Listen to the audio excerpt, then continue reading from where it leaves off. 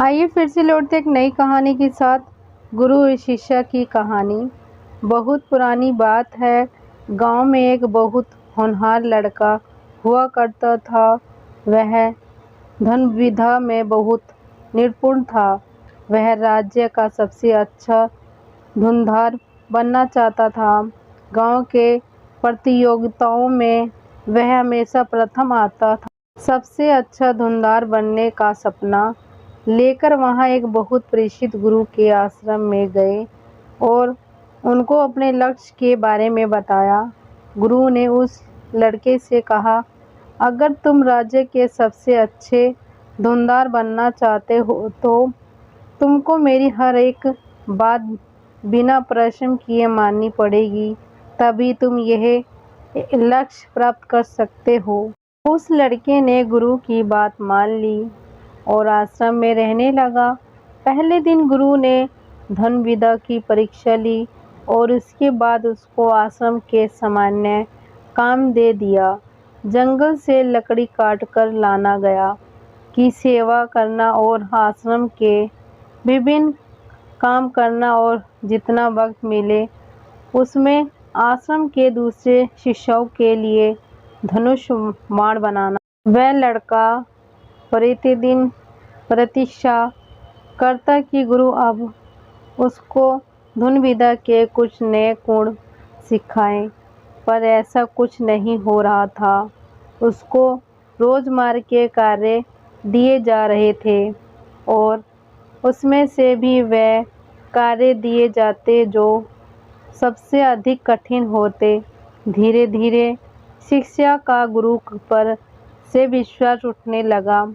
शिष्य को लगने लगा गुरु उसको मूर्ख बना रहे हैं और अपने सारे काम करवा रहे हैं। इतने दिनों में इन्होंने मुझे एक भी धनुष विद्या का गुण नहीं सिखाया, बिल्कुल लकड़ी काटना और ना जाने क्या क्या सिखाया रहे हैं। एक दिन आवेश में आकर शिष्य गुरु से कहता है, आप मेरा गलत फायदा उठा रहे हो और आप मुझे कुछ नहीं सिखा रहे। जैसे मैंने लोगों से आपके बारे में सुना था, आप वैसे बिल्कुल भी नहीं हैं। इसलिए आज मैं यहाँ आश्रम छोड़कर जा रहा हूँ। मैं बड़ी उम्मीद से आपके पास आया था, पर आप मुझे गलत है।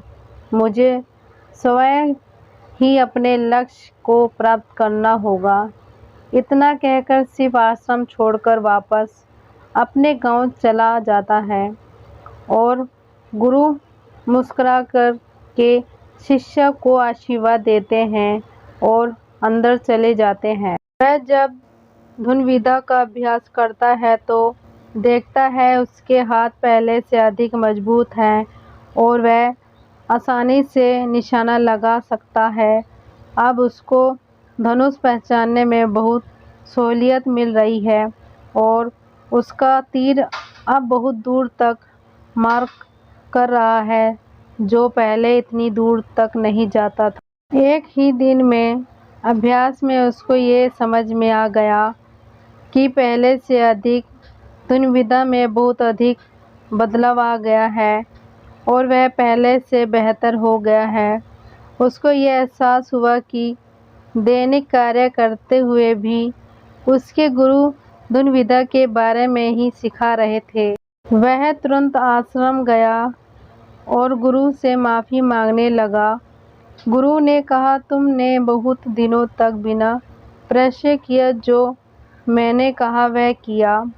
मुझे लग रहा था तुम बहुत पहले चले जाओगे, पर तुमने मेरा कहा कई महीनों तक माना और मैं तुमको धनुष बनाना इसलिए सिखा रहा था ताकि तुम उसकी खूबियों को अच्छे से जान सको। दैनिक कार्य इसलिए कर रहा था ताकि तुम्हारा शरीर मजबूत हो सके और तुम दूर के भी लाशें आसानी से सधा सको।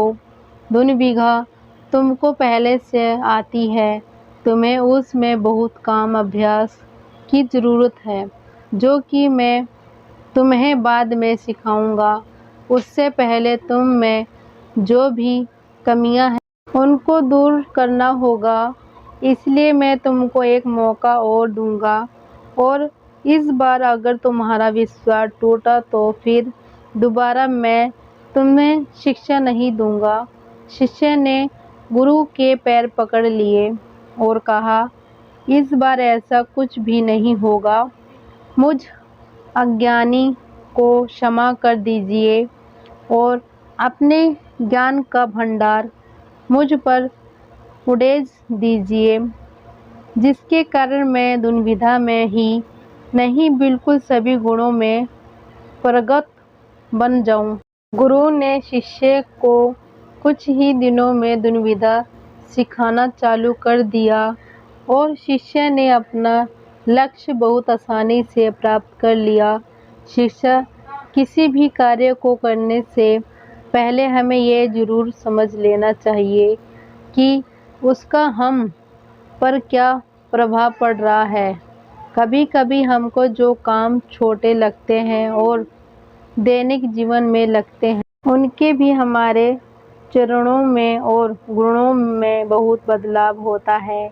इसलिए हमें छोटे या कार्य को भी बड़ा समझकर ही करना चाहिए। किसी भी कार्य को छोटा नहीं समझना चाहिए। गुरु और शिष्य की कहानी। वीडियो अच्छी लगी हो तो लाइक करना, शेयर करना, सब्सक्राइब करना, कमेंट करके ज़रूर बताना। धन्यवाद।